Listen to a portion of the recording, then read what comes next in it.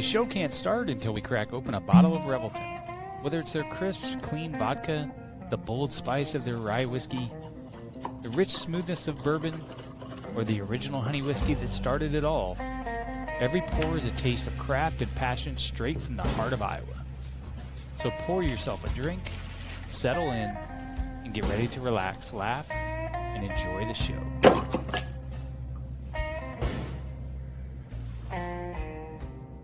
Hey, it's Andrew Downs. I'm proud to support Three Beards Media, and I would love to work with you. If you need merchandise for your company, organization, band, softball team, whatever, I can help. From name brand apparel to promotional items, large orders or small, online stores, and more, I can help your brand stand out. AKC Marketing is local, based in Johnston, and we are an employee-owned business, so our costs are low and our turnaround times are fast. But most importantly, we give you personal service to make sure you get exactly what you're looking for. Email me at andrew@akcmarketing.com or find me on social media, and let's make some cool stuff together. Now sit back and enjoy this Three Beards Media podcast.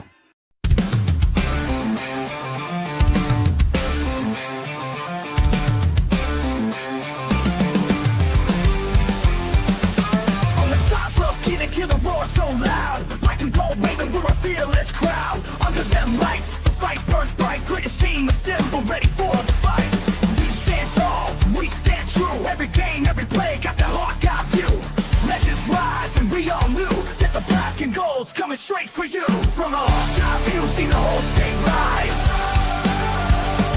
With a heart so strong and fire in our eyes. On the field, on the court, in the stands, we shine. The best in the game, and the state is mine. Cover Hawkeyes, marking, watch them break that press. Dropping dimes, hitting threes, never second guess. Full court hustle, hear the sneaker side. With the fight in our veins, we wear that pride. We stand tall, we stand true. Every game, every play, got the Hawkeye view. Legends rise, and we all knew that the black and gold's coming. All right, good evening. Another episode of Hawks Eye View. Andrew Barber with Drew Shipley here. Hawks coming off a nice win against Penn State, 25-24, a nail-biter. Didn't you say 24-23 last week? Actually, I think I know it was a 1-point win. I knew that. You had a 1-point win Yeah. for Iowa with the last-second field goal. Technically, it was not correct. I mean, you're close. I mean, we missed a 2-point conversion to go up 3 instead of an extra point. Because if it was an extra point, I would take that. But no, 1-point win's a 1-point win, though, and I'll take that. Yeah, it's good. Some people have gone on to say it's one of the biggest wins for Iowa football in years. I won't go that far. I will say it's an important win for momentum for this season, Drew. Is that kind of how you see it as well? We were supposed to win, right? Yeah, given the circumstances of the game, being down 11 to come back and win, I think, the season could have swung in a negative direction if we didn't come back and win. When's the last time that we've come back from a double-digit deficit in a game? I can't recall one. Rutgers, right? On the road? Weren't we down? I guess it was 21-7, wasn't it? Yeah, it was something like that. We were down 10 in the fourth quarter. Shoot, you're right. And Okay. Well, maybe this squad's just different. I don't know. But yeah. But before that, it had been quite a while, I would say. Because just the philosophy of Kirk Ferentz is not for a squad, Iowa squad to have to come back from a deficit like that. No. Because we didn't have the players to do so. Or the scheme, or just the whole thing, right? So the fact that they've done it, I guess, twice this season is pretty incredible, actually. Yeah.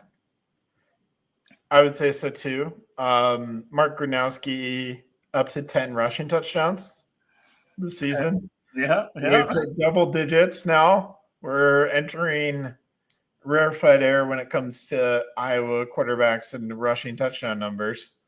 He's getting towards the top. We're not towards rarefied air of passing yards, however. No, but we're not falling off a cliff there necessarily either. in terms of like completion percentage and other things that you look at too, you'd say it's better than last year. Oh yeah, for sure. So in my mind, that's a positive. I know that he hasn't thrown a touchdown in conference play yet. Some people, national people, aka Tom Fornelli of 247, decided to make a big deal out of that for whatever reason, or CBS Sports, I guess I should say. But as Andrew Downs correctly pointed out, the touchdowns count no matter how they're scored. That's true. And so kind of what we talked about preseason, Drew, is kind of just rang true in this game more than others, maybe, where having a running quarterback just seems to lift up the rushing offense for Iowa. We talked about how, maybe not having a Caleb Johnson type of running back could be perceived as like Iowa might take a step back there, but we really haven't, because collectively as a unit with the running of the quarterback, I think the rushing offense has been just as good and maybe in some ways better, just because we didn't have that quarterback run element last year. Yeah, man. I mean, so Gronowski ran for 130 on his own, right? Uh-huh. Well, the team rushed for 245. Mm-hmm. So, I mean, 50-50, give or take. Yeah. From traditional running the ball to Gronowski. So, I mean, yeah, 100% it opens up the field for everybody else to get theirs. Yeah, I mean, yeah, touchdowns count no matter what. Yeah, Andrew's right, and I like that. At some point, though, we're gonna have to be a threat in the passing game, though, right? We are. Like when push come to shove, and we, I don't know, Nebraska, Oregon. I would say the Oregon and the USC games are where we're really going to have to be able to actually pass if we want to have a chance at winning the game. Yeah. I think we can get there because, again, Reese Vanderzee getting adjusted. He didn't have a big day on Saturday. I don't even know if he recorded a catch, Drew. Probably not. That's a good question. I had the box squared up. Yeah. But I think this week against Minnesota is just another week for him to kind of work his way back from that injury. We're getting Jazz Patterson back this week too. So I'm looking forward to bigger and better things from the Iowa passing offense this week. I don't think they'll set the world on fire necessarily, but I would like to see Gronowski throw for a couple 100 yards this weekend. I think it's not off the table. I'd like to see him beat the Gophers through the air. And, yeah, just see that kind of improve going into the bye week. Yeah, it's tough to tell what kind of squad this year's Gophers are, right? Because, I mean, they kind of ho-hum through the non-conference like they normally do. And then they go into last weekend and they just absolutely pummel Nebraska, who was a top 25 team at the time, right? Yeah. What does that mean? Does that mean more about Nebraska than Minnesota? I mean, Christ, 6 straight. Andrew, did you know that? 6 straight for Minnesota over in Nebraska? Yeah. Oh, my. That's insane. It is insane. You know what else is insane? And what made me laugh at Minnesota? What's that? Storming the field. Storming the field after beating Nebraska, who's number 25, who now that I know they've won 6 in a row, that makes storming the field even more embarrassing in my eyes. Oh, 100%. Yeah, you expected to beat them. You should expect to beat them, just given the history there and how your team lines up. And I think the gambling line was 7.5. Minnesota plus 7.5. I took that all day long last weekend. Sure, I should have. I don't know why I shied away, but I did. I didn't go for it. Yeah. But, like, back to the point though. Minnesota's 5-2 as well. Yes. So I mean, can't take them lightly. I know we're an 8-point favorite, 7.5, 8, 8.5, depends on where you're shopping today. Yeah, it does. Somewhere in that realm. I think by all accounts, I think this game is closer than that. I don't think it's one of those 50-point drubbings that we do at Kinnick every once in a while against the Gophers. I don't see it being that type of affair. I think it's going to be a true rivalry, like Iowa State grinder type of situation. It certainly could be. If you remember last year, this was our first conference game of the year at Minnesota, and that was kind of a Caleb Johnson game where he took over in the second half. Took over early, but they really took over in the second half, had 3 rushing touchdowns. We also had Sullivan in for this game a little bit. We started to see the Sullivan goal line package a lot more. That game ended 31-14.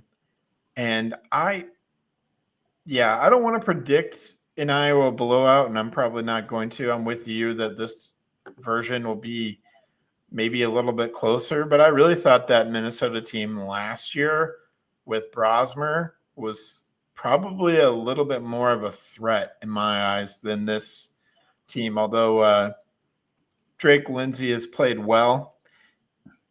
I just think that last year's Minnesota was maybe a little bit more dangerous in my eyes. Yeah, they may very well be. Like, I really liked Brosmer last year, actually, at the quarterback position. So, I don't know. Sometimes the talent on the paper and the proof of concept of games that we've watched in the past doesn't apply to a matchup like this. You know, like a lot of other rivalry games do. Iowa State, Nebraska. I mean, how many times I can't say that many times, but, Nebraska upset Iowa, when we were double-digit favorites in Kinnick. So it's happened. So I want to be wary. I want to be cautious of that, I guess. Sure. Yeah, I'm with you. I'm with you on being weary or cautious. Let's dive into the Gophers this year. Well, no, actually, let's go back to Penn State for just a little bit. Can we talk about Xavier Nwampa? His best game as a Hawkeye, for sure. By far. There's not even one you can compare. The game that he played in the bowl against Kentucky where he had a pick 6. Okay. That was probably the other game I would say that you can compare to this one. Was that when he was a freshman and everybody played freshman? That was I believe he was a sophomore. That was actually the last time that he got an interception as an Iowa Hawkeye before last Saturday. Wow. That bowl game. That's against crazy. Kentucky. So yeah, that was big. It was good to see him play well and see again turnovers be a big part of the story for the defense for the second week in a row. They're kind of getting their mojo back with the turnovers. The turnovers weren't coming earlier in the year, but now it's starting to add up a little bit. Yeah, that's good to see for sure. Aaron Graves is looking like the All Big Ten player I hoped he would be this year. Yeah. So I mean, the score doesn't indicate how well the defense played last weekend. Because I mean, at the end of the day, that roster is still full of 4- and 5-star talent, right? Mm-hmm. You take off the blocked field goal for touchdown. You take away the first play from scrimmage. That was a pick. And instant red zone. You take away 14 points from those two nonsensical plays, non-traditional Iowa Hawkeye plays. I think it's a much different narrative. I think so too. We didn't have to come back from double digits. We should have never been in that position from the very first play of the game, and then the last play of the first half. So that being said, to overcome that was pretty impressive, and the defense was just shut out great after that. Yeah, once we went 21-10, it was lights out after that. Yeah. So, yeah, I'm with you. Some uncharacteristic stuff, but that's kind of been a theme this season a little bit. Also, I've heard seen a lot of talk of Iowa receiving the ball off the opening kick. Kirk Ferentz has went on record and said, "I'm tired of that shit. I'm going to take the ball every time I can get it now." Yeah, he has said he's tired of deferring and is going to take the ball, but that's actually not what the analytics tell you to do. It's also, I don't think we've scored on an opening drive. It's either been punt or turnover on every single opening drive this year. Oh. So it hasn't really done us any good. No, it's basically like we've deferred anyways. So we should probably just start deferring again. Although Kirk has, like you said, gone on record and said, "I'm not going to do that. I'm going to keep taking the ball." So, all right. You just got to hope at some point Gronowski and the guys can kind of get over that hump and put together a good opening drive for your first time. For sure. Just wanted to highlight maybe some stats now that we're 7 games through. Gonna start on the defense. Max Llewellyn, 5 sacks at this point in time. That's probably pretty good for his stock. And we have 6 interceptions now, I believe, as a team. Bunch of guys with 1. Lutmer, Wonkpa, Graves, Lee, Rex Roth, Bryce Hawthorne. So that's good to see. A couple fumble recoveries as well. Who was it? Wonkpa, I believe, forced a fumble. Lutmer and Tringer both have fumble recoveries. So that's nice. TJ Hall passes broken up 8. I think Saturday night was probably TJ Hall's worst game of the year so far. Or maybe Cohen Entringer is who I'm thinking of. I think Cohen Entringer had a pretty rough. I was going to say, I thought TJ Hall played really well, actually. Yeah, TJ Hall played well. My bad, TJ. No, Cohen Entringer, I think, had a little bit of a rough outing. So that was also why it was so good that Wampa was there and playing well. And Deshaun Lee had a great night on Saturday too. He's been awesome. Kind of was the scapegoat a little bit against Indiana, but he's really bounced back in a big way ever since that game. So I like it. That was kind of another one of those question marks, Drew, that we had. Who's going to be CB2? And they've stuck with Deshaun Lee, and in past 2 games, it's worked pretty well. I mean, there's only really 2 more tests at the skill positions, right, for the defensive backs to overcome. It's Oregon and USC, like you've mentioned. Yeah. Although I would say that regardless of what you think of Michigan State's quarterback situation, Nick Marsh is a pretty good wide receiver. And then also, again, against Nebraska, I think the corners will be tested a little bit too. Yeah. Not Okay. to the same extent as they will against Oregon and USC for sure, Sure. especially with the quarterback play that those two teams have. So yeah, we'll see. We'll see how it holds up there, but I think it's just encouraging that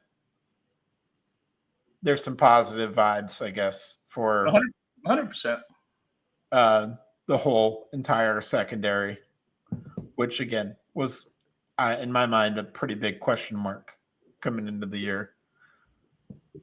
So we're starting to answer those question marks that we both had With positivity. with Pretty much. positivity. Across Yes, the board. yes, that's important to point out. So I mean, and the squad as a whole has just improved in team football, which good Kirk Ferentz teams have always done, right? Has improved to where they're playing their best football in November. Gonna need that in November. I mean, that's a pretty daunting schedule of Oregon, USC, and Nebraska all in November. It's pretty tough. Well, that's again why I think our second bye week comes at such a nice time, because we play this game at home against Minnesota. We don't have to, there's no travel involved with the bye week. The bye week is just, we play on Saturday and then we're at home for a week off and can, again, right out of the bye week, host Oregon at home. So we don't have to travel. Unfortunately, they have a bye week too, but Oregon does? Yeah. They have a bye week next week? Yes, they're both on bye. Oh, that's okay. That's fine. Not looking at it from that angle. Oregon has a bye week this week too because they play Wisconsin. So they have well played. They have 2 bye weeks in a row. So yeah, damn. So maybe they'll come out a little bit rusty. And also, I mean, I don't want to get ahead of myself. We'll have the element of they've never seen anything like Kinnick with a top 10 team before. That's true.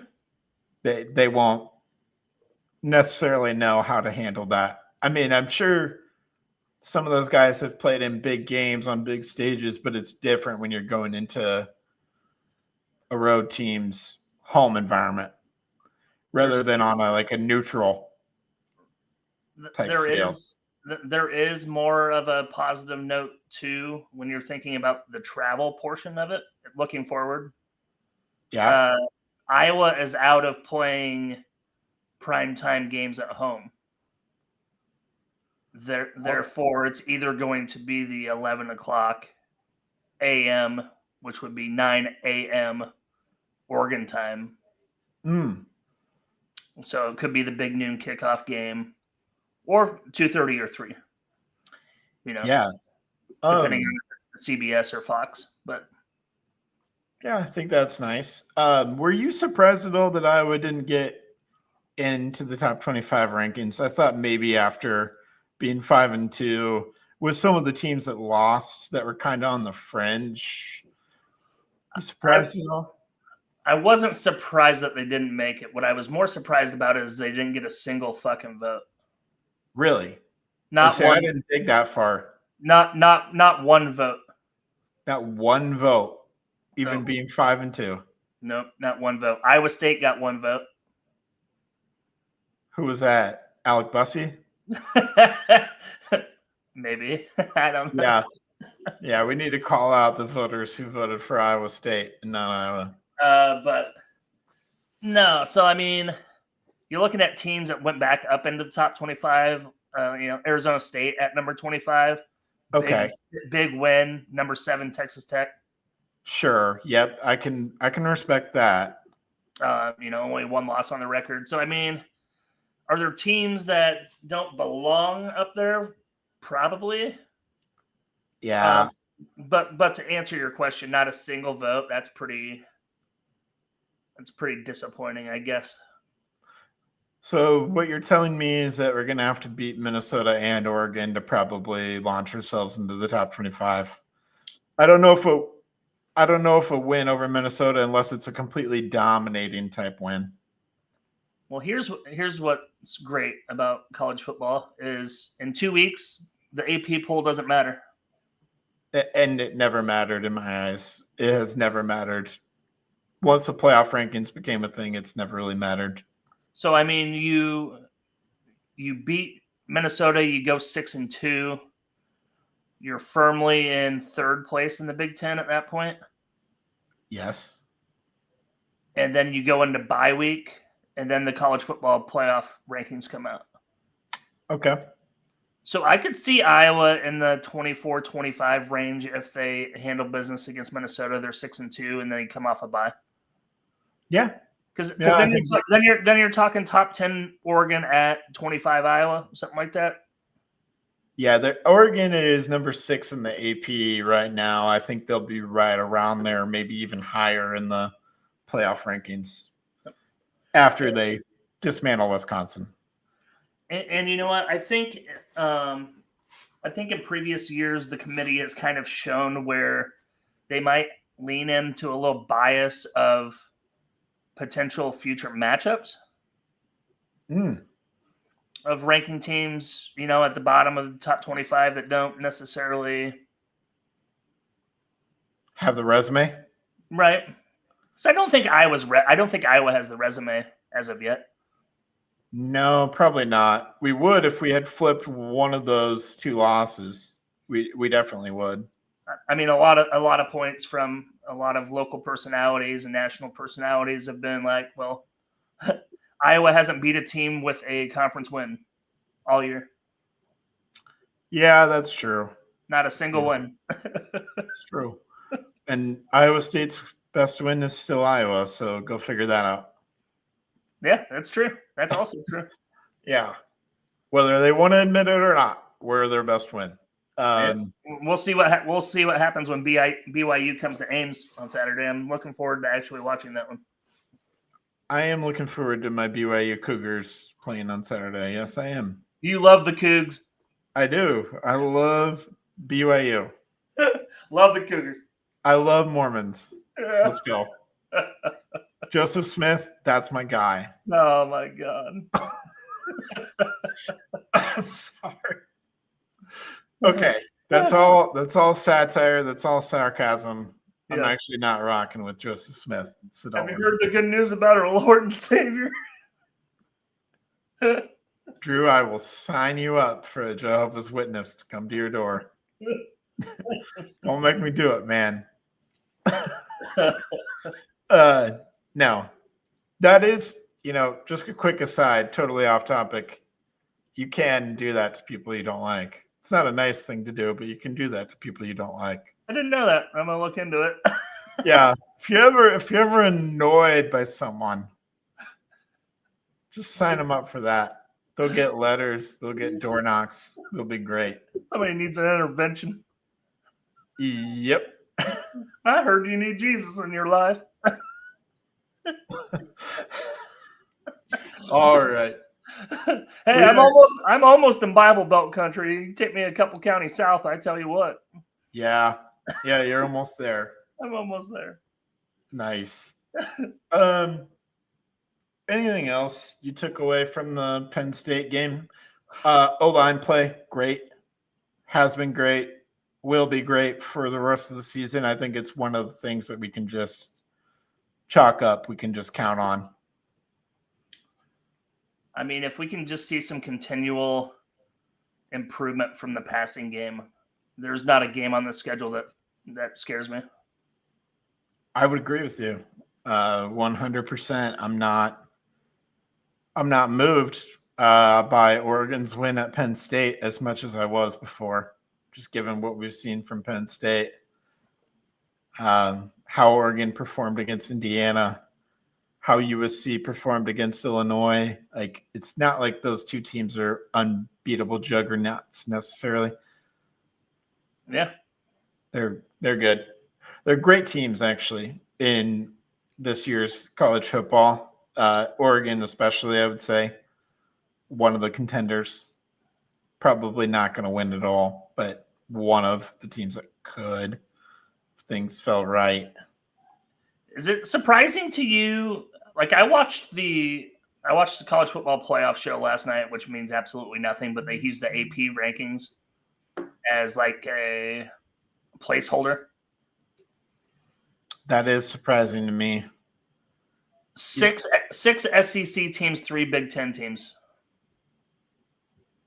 That's not how this is going to end up, right? No, I don't think so. Like the SEC is going to beat up on themselves. They'll knock a couple out. I would hope so. Another Big Ten team pops in somewhere, maybe a second ACC team, depending on what happens with Miami, Georgia Tech. So who are the SEC teams? Let's go look at the AP poll. Okay.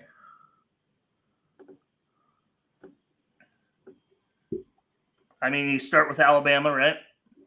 You start with Texas A&M, actually. Oh, excuse me, Texas A&M, Alabama, Ole Miss. Georgia. Yep. Texas A&M, Alabama, Georgia are the top 3 SEC teams. 3, 4, 5. Ole Miss at 8. Ole Miss at 8. You got Vanderbilt at 10. Yep. I guess that's 5, huh? That's 5, and then Oklahoma is 13th. Yikes. Missouri 15th.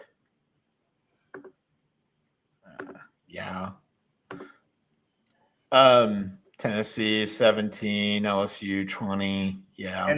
In this scenario, their 5th conference champion was South Florida, would be the 12 seed.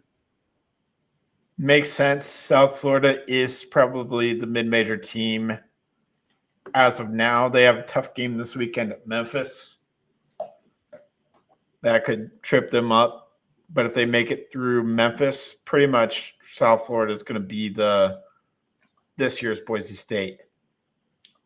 I would think so, but they actually also have the resume to like belong as well, right? Like outside of getting thumped by Miami, but Miami was thumping everybody back then. Yeah, they were, but they actually beat Florida in the swamp. Yeah. South Florida did. Yeah. So they're not a pushover. Boise State had kind of that going on too, right? They beat someone. Boise State lost a 1-possession game at Oregon that year. That's it. That's it. Oregon was number 1. That's it. And then they ran the table otherwise. Yeah. South Florida's fun to watch, by the way. If you're ever looking for a team to watch that isn't Iowa, watch South Florida. South Florida, Memphis at 11 a.m. Oh. I'll probably watch that. Okay. I like that. Yeah, it'll be good. So, Drew, let's take a break, come back, talk a little bit more Iowa, Minnesota in depth, and then make some predictions and get out of here. Let's do it. Making great tasting bourbon requires the perfect combination of ingredients, conditions, and time. The longer it rests, the better it tastes. Revelton Distillery's new single barrel bourbon is made from 80% corn, sourced 100% from Iowa farmers.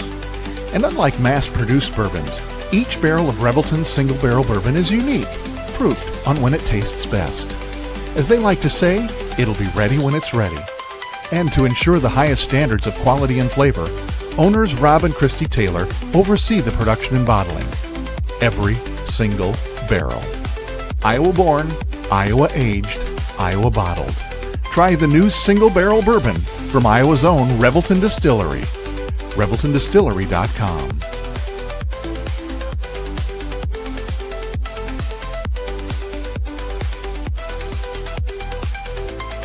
Gentlemen, let's be honest. Finding the perfect gift for your wife or girlfriend isn't always easy. You want something thoughtful, stylish, and unique. And that's exactly what you'll find at Styled by JJ Boutique. Julia Bradshaw and her team strive to be your go-to boutique for casual, boho, and chic clothing and accessories, helping women elevate their style one piece at a time.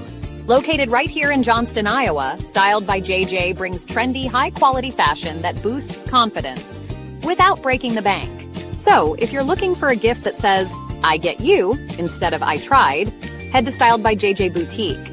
Because nothing makes her smile like feeling beautiful. Styled by JJ Boutique, where style meets confidence. Visit our Johnston location or shop online at styledbyjjboutique.com. Whether you're buying, selling, or refinancing your home, or if it's simply time to renovate the one you're already living in, you need an experienced mortgage professional to help you analyze your financing options and to make sure the closing goes smoothly. And that's exactly what you get when you call Kyle Lehman at Wintrust Mortgage. Kyle's experience and expertise, coupled with Wintrust's rates and programs, ensures you'll get the mortgage that's right for you. You may even qualify for down payment assistance. Before you reach out to a realtor, call Kyle and get pre-qualified, empowering you to start shopping for the home of your dreams. Call Kyle at 515-473-0546. Kyle Lehman Wintrust Mortgage, 515-473-0546. All right, welcome back. Thanks to our sponsors. I say that every week. I'll keep saying it every week. You should. Good. You should. We appreciate them. Yeah, they're good. Thank you for sponsoring this show.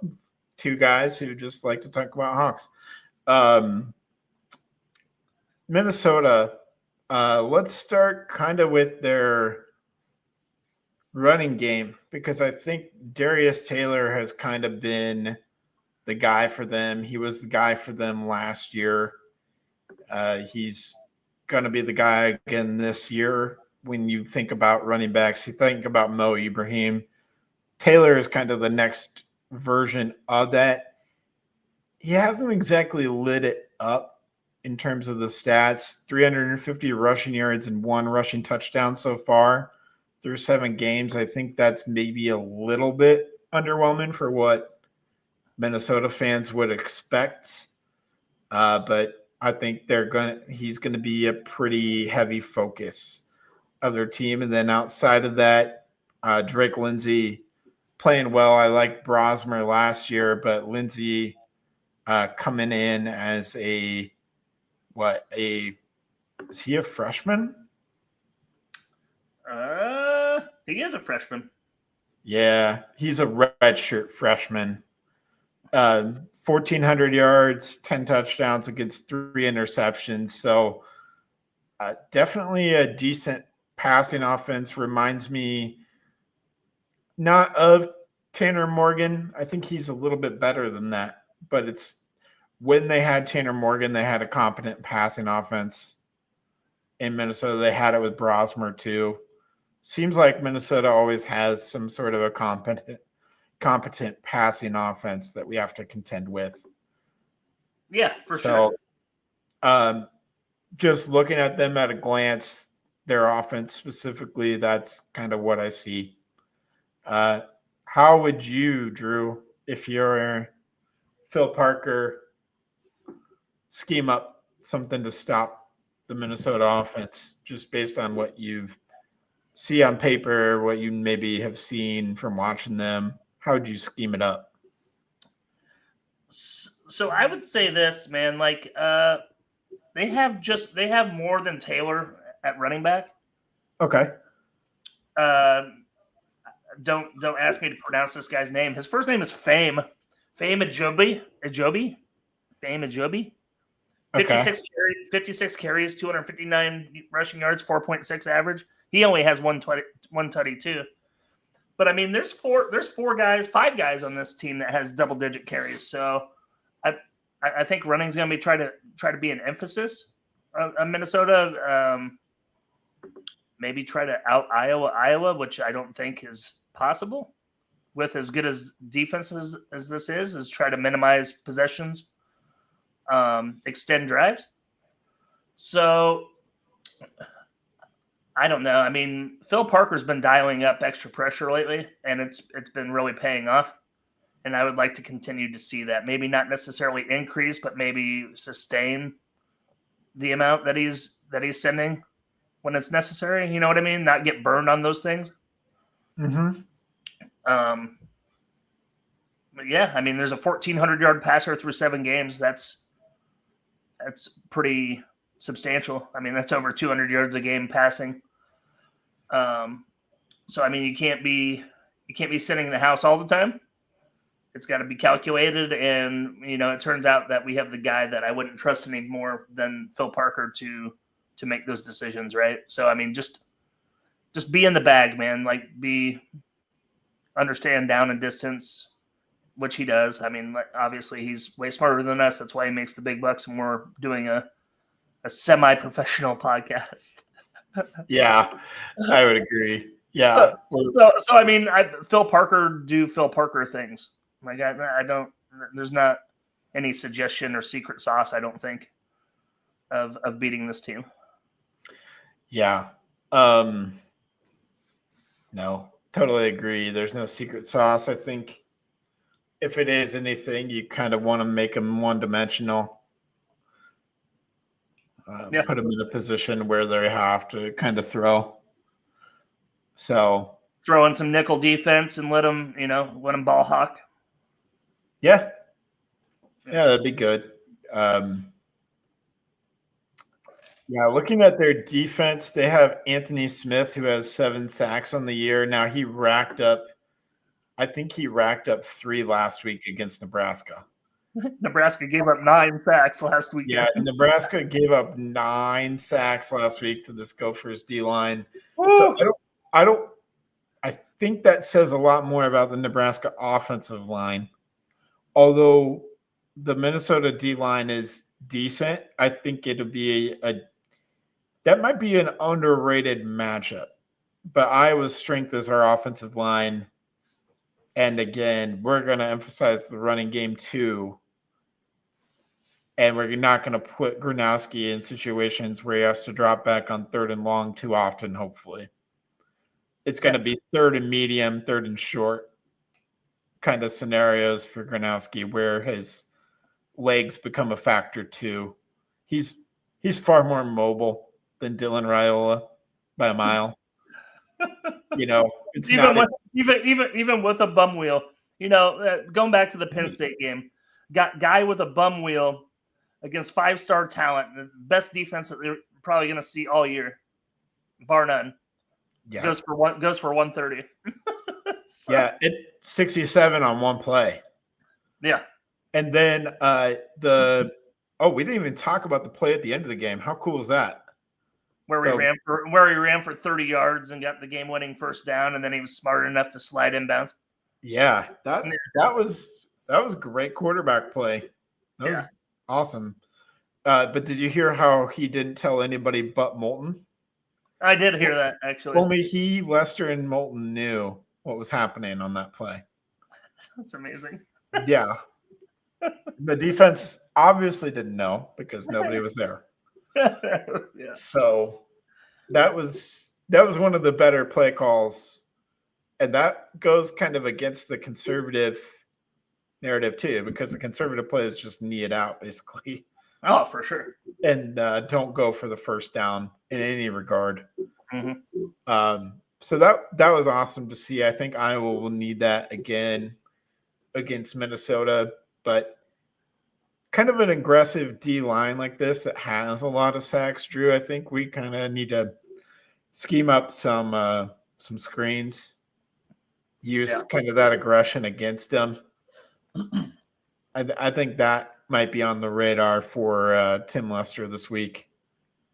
Some screens, some toss plays, some, however you want to beat an aggressive D line. I think that's kind of the secret sauce, maybe, if you will. They have Coy Parrish on the back end, who's Timu Cooper DeJean. I'll call him. Jesus. That's being nice to Coy Parrish. He's had some issues because they've had him trying to return punts, and he's had a lot of issues muffing punts and things. So he's not Cooper DeJean, but he wants to be so bad. It's like how Raiola wants to be Patrick Mahomes. Coy Parrish wants to be Cooper DeJean the same way. Oh man, the jokes keep writing themselves. Dude, he should have come to Iowa. He should have come to Iowa, and then maybe he would have been closer to Cooper DeJean. What a loser! And also, our old friend John Nestor been playing well in the defensive backfield for Minnesota. That's right, our old friend. Yeah. He probably would have started for Iowa this year, I would say. But he has 3 interceptions, 1 being a pick 6. I'm trying to figure out why he left. Okay. The story that I heard was his dad was coaching at West Branch, and I don't remember exactly what happened, but everybody in the town got mad at him and his coaching style, ran him out of town, and that left a sour taste in Nestor's mouth about his dad getting run out of town, and so he left as well. Oh, Jesus. So that's the story. The things high school football does, it's just incredible. Yeah. It brings out sometimes it brings out the worst in people. So Yep, for sure. yeah, not all the time. I'd say a large majority of the time it doesn't, but sometimes those rare occasions you get bad eggs. So Yep. apparently West Branch, bunch of bad eggs with entirely too high of standards for their high school football program. Losers. So that's the story as to why John Nestor is now with PJ Fleck and not with Phil Parker. Linebacker play seems like Minnesota always has one. It feels like going back to what's his name, Lyndon something, Lindenmeyer, Cody. I don't remember. Oh yeah, Cody Lindemeyer. Yeah. Yeah. It seems like they always have a guy back there.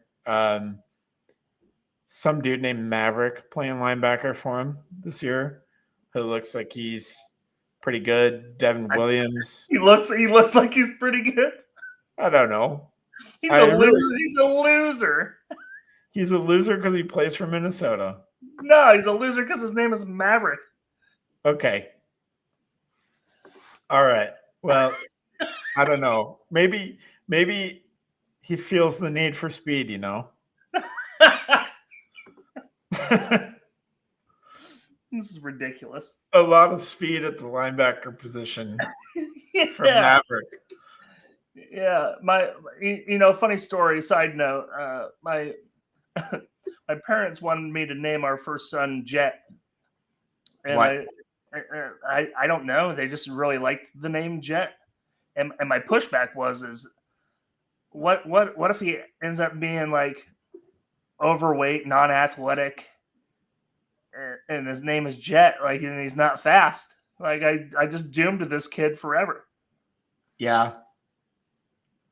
It turns out he's neither. He's not athletic, but he's not. He's skin and bones, but he's not athletic either. So it wouldn't have really mattered. Yeah. All right, and It's like what if you name your son Cash and he goes bankrupt? I mean, that'd be terrible. You know, you can't do it. You can't do it. No, you can't. Can't do it. All right. Come on, Slim. That is probably the extent. Wide receivers feels like Minnesota always has a couple of those too. Javon Tracy is kind of the guy that I have pegged. Played at Miami, Ohio. I believe actually is related to Tyrone Tracy. Yeah, and right. Iowa did, when he decided to transfer from Miami of Ohio, Iowa wanted a wide receiver at that point in time. They actually recruited Javon Tracy as well out of high school, wanted him to come play defensive back, I think. But he ended up playing wide receiver at Miami of Ohio and now plays receiver at Minnesota and is pretty decent. So, all right. Yeah. Tyrone must have told him not to go.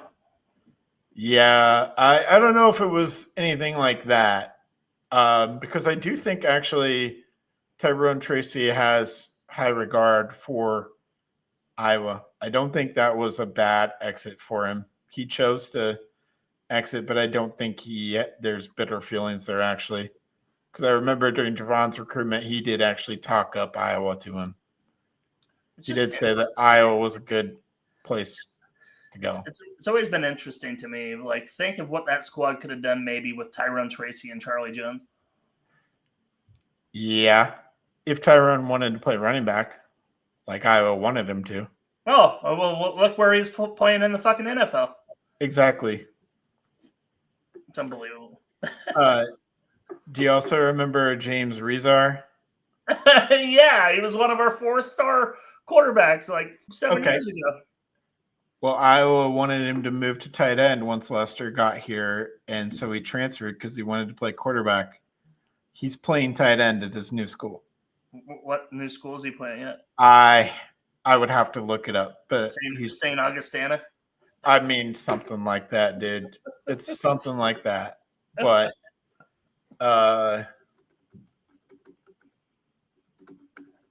James Rezar. I remember that name. We were so pumped that we got him too. Independence Community College tight end. Independence. Oh, that's even worse. That's isn't that the Kansas Community College from Last Chance U? Well, it might be. I'm pretty sure. So that's down here, Independence, Missouri. Nope. Yeah, nope. This is in Jacksonville, Florida, where he's from. Oh, okay. Jeez. I swear I could have heard Independence Community College being on Last Chance U. So it's a different one. Different one. Yeah. But still, again, modern day AJ Derby, James Rezar. Here we go. Oh, boy. No, we could go down a rabbit hole all day with former Hawks who didn't listen to the Iowa coaches about what position they should play and ended up transferring and not to their betterment always. What if Iowa would have turned Parker Hesse into a tight end sooner than he did in the NFL? I'm glad they didn't because we needed him at defensive end where he played in college. And he had a pick 6 against Nebraska actually that sealed that game. That's true, 100%. So didn't he also have a one-handed pick to seal the Iowa State game too? Yeah. As a freshman, I think. Interesting side note, Parker Hesse's from, I believe, Waukon, Iowa. Oh, yes, he is. Yeah. And family friend is a pastor at a church in Waukon, Iowa, where Parker Hesse went. I have an autographed picture in football from Parker Hesse. Well, there you go. Going in my office, I guess we'll call it. In the office. Yeah, I haven't set up the office. I come to you every week from my kitchen table. So fair enough. Yeah. That's the life when you live alone for now. So all right. Feel like we've gotten way off track tonight. All good. Anything else you see out in Minnesota we haven't covered? I don't think so. All right. It's time to lock it in and make some picks then. I'll let you go first. It's going to be a closer than it's supposed to be, closer than the score indicates. 24-14 Iowa. Okay. I think this is going to be like a 20-16 kind of strange game. And I think Iowa pulls it out there with a score of 20-16. Interesting. I like it. A win's a win. Yeah, I think it. Obviously some field goals involved there. A few field goals involved for Minnesota. Just a few. I think that's kind of the theme of this game is Minnesota moves the ball a little bit, but ultimately doesn't execute for touchdowns. Classic Iowa when it comes to that. They allow the other team to move the ball, but not get in the end zone. I think that's what happens here. I think, key turnover late, probably the defense kind of continues their ways of getting turnovers and getting stops, and the rushing attack is good enough to get it done. I don't know if we light it up to the scoreboard. I will say, as a bonus, Mark Gronowski will throw his first conference passing touchdown this week. Oh boy, is that a guarantee? It's a guarantee. He'll throw his first passing touchdown this week. Reese Van Der Zee is going to moss John Nestor, and it's going to be the greatest thing in the world. Write that down. Clip that. Yeah. Reese Van Der Zee jumping over John Nestor is going to be incredible. That would be great. Absolute cinema, as the kids would say. That's right. So, yeah. No. With Coy Parrish in there, too. So we're going to get all the guys that should have gone to Iowa or stayed at Iowa. Bunch of losers. Gosh. Oh, boy. That's what that's what the episode of this podcast should have been called. A bunch of losers. Oh, man. Yes. All right. Well, that will. Anything else going on in Iowa Hawkeye Land that is notable, newsworthy? Iowa lost a exhibition game in St. Louis. Yeah. We're not going to worry about that too much. Okay. Well, then we have nothing to talk about. Yeah, we're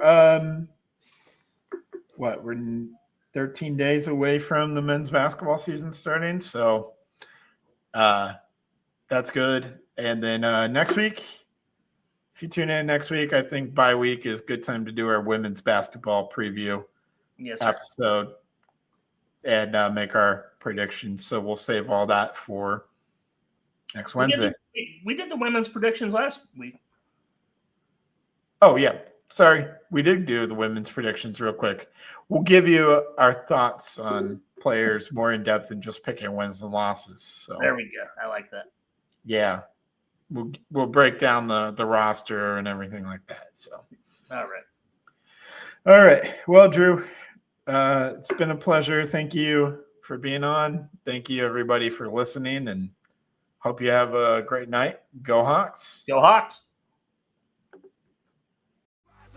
Talking football, talking hoops, every sport in between. IOWA, yeah, you know what I mean. From a hawk's eye view, see the whole state rise. With a heart so strong and fire in our eyes. On the field, on the court, in the stands, we shine. The best in the game, yeah, the state is mine.